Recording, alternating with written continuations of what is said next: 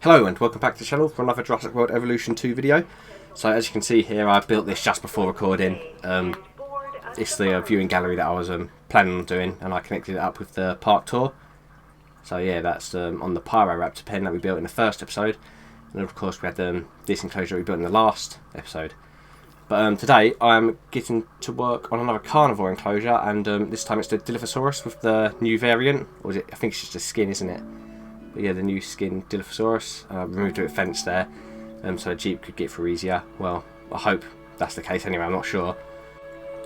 But as you see here, it took me quite a while to get the enclosure started. I couldn't quite plan it out how I wanted it to look. I tried lining it up with the Pyroraptor one to make sure everything was like equal, but yeah, so like it was going to be too awkward if I tried to do that, so I just started from scratch really. I mean, the enclosure itself isn't anything special, but it suits the dinosaurs well. It's got a lot of forest for coverage and stuff, so it's got all the things covered for what I like in enclosures.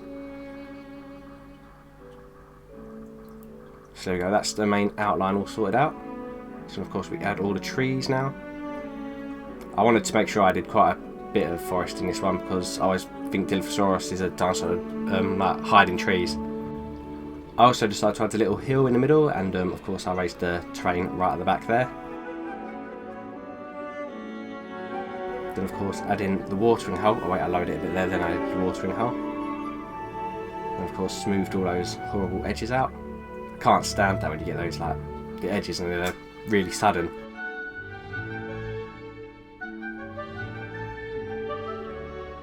But yeah, then of course adding all the foliage and stuff just to make it look a bit more grown up. And of course adding a few more trees there. And feeders, which aren't infinite. I'm still annoyed about that. I can't let that go. It just really annoyed me how they have to be refilled manually. It should be infinite like the last game. But that pretty much finishes off this enclosure. So as I said, it's nothing special. I do add a few rocks and stuff. There we go. Just making it look a bit more interesting. It'd be cool if the dinosaurs could interact with them, like the placeable rocks and stuff. A bit like how the pterosaurs do, but yeah, yeah, we have to place a gate as well.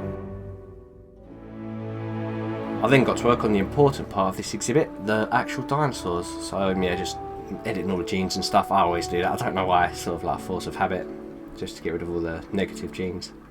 But yeah, we had quite a few of these because I feel like they're dinosaurs that live in big, large groups. I feel like it's quite a social dinosaur. And here we go, the new 2022 skin.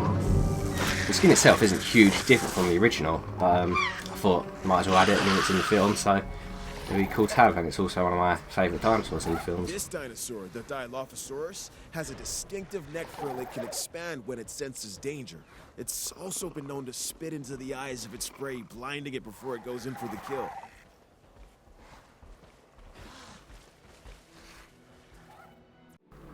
The Dilophosaurus is probably one of the most deceiving dinosaurs in the film because it makes all those cute noises and it looks kind of cute in the first film. Yeah, hiding under that cuteness is all the venom and the teeth. I also decided to add some upgrades to the Paleo Veterinary Centre thing and the Ranger Station, so they're better at scanning the dinosaurs and stuff. Oh, no, it's not scanning the dinosaurs. Tranquilizing, that's the one. And shooting darts or whatever, all those diseases off. I don't know why I actually upgraded that now I think about it. I think I might have accidentally thought I left disease on and stuff, but no. Right, so anyway, I'm working on another one of those facility things like I put on a Pyroraptor enclosure, but yeah, all the dinosaurs are in the way. But there we go. So I placed a viewing gallery and then the jeep tour. Well, it's not a jeep, it's a truck tour, but yeah, I added the tour so that everything was connected up. Although I still can't see guests using the paths and that. I've even added shops and stuff. I don't know if I've done something wrong. If I have, let me know in the comments, because it's just guests are just not walking around this park. It's just barren. Then we add in fences around there for guest protection, and of course I had some trees and stuff to cover all the green blank bits. And also, yeah, the tour here annoyed me because obviously the tour exits from the left side and enters on the right hand side, well, if you're looking at it from that angle there, but yeah, this really annoyed me as well because I had to reconnect everything in a really weird way. I kept trying to connect it in all these different ways and stuff, but yeah, nothing happened, and it upset me a bit. A lot of things have really annoyed me in making this park. Like none of the things like connecting up and stuff, but hopefully it gets better. The main thing though is the feeders. That's annoyed me the most. But hopefully that's fixed. So yeah, here we go. Connecting like that, and then I delete all of that and then make it go all the way around. Then decide to take it through this little gap in the fences, and then yeah, there we go. Connected it all up in the end. And of course, adding all the trees to hide anything that looks ugly. And I placed some rocks there to stop that looking really flat and boring. I also added a bit of foliage on top to give it a bit more life. So yeah, it looks a bit more interesting now. Then of course I placed all of these trees here, making sure to get a good mix. I don't like it when everything looks the same, like you've got to have random trees, otherwise it's not natural at all. I then edited these shops to look more facility-like. I used like the panel option because it looks a lot more scientific and like clean. Yeah, and I changed that to white. Because Biosyn's colour is like mostly white, isn't it? And of course I changed these to orange. Yeah, I thought it looked quite cool actually. It looks a bit more like scientific rather than like a guest facility. It's more like a research area where everything looks clean and scientific. But yeah, adding some more trees here to try and cover up the blank spaces.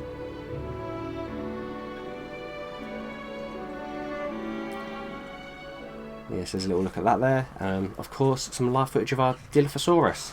Is it Dilophosaurus or Dilophosaurus? I think Alan Grant says Dilophosaurus in the film. I call it Dilophosaurus. So we have that on there, having a little drink. Very fast. I love all the noises it makes.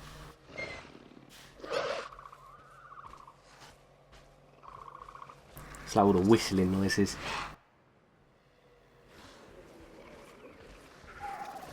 So yeah, there's a little cool animation while they're eating. You'll see that in a minute. Oh, not there, but yeah, there's another time when they start eating and they do this really cool animation.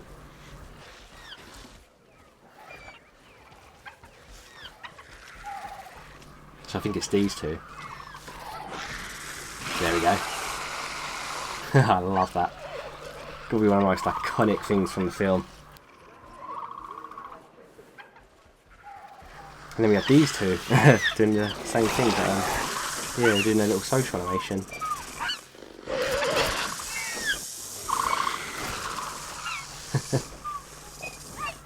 They're all doing it. They're all just trying to establish their dominance. But even them ones in the background there. But yeah, some more sped up footage because I decided to add some Stegosaurus to the herbivore enclosure I built in the last episode. I did say in the last episode it looked quite empty. But yeah, in the end I decided to add 3 Stegosaurus. Not too much. But yeah, I wanted something to round it off.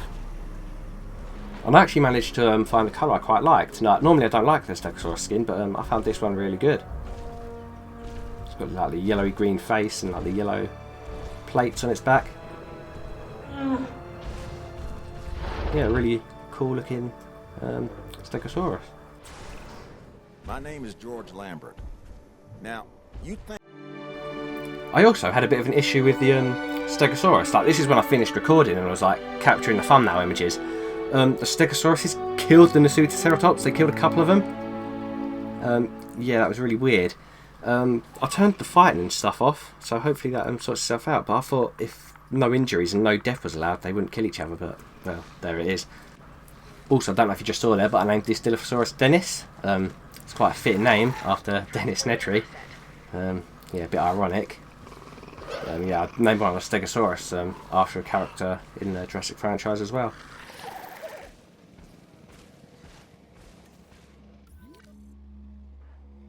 Yes, here we go. I think this is the first one landing.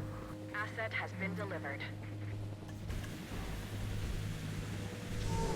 See, that's quite an interesting skin pattern. I really like that, actually. But yeah, I decided to name the Stegosaurus Sarah after Sarah Harding in The Lost World.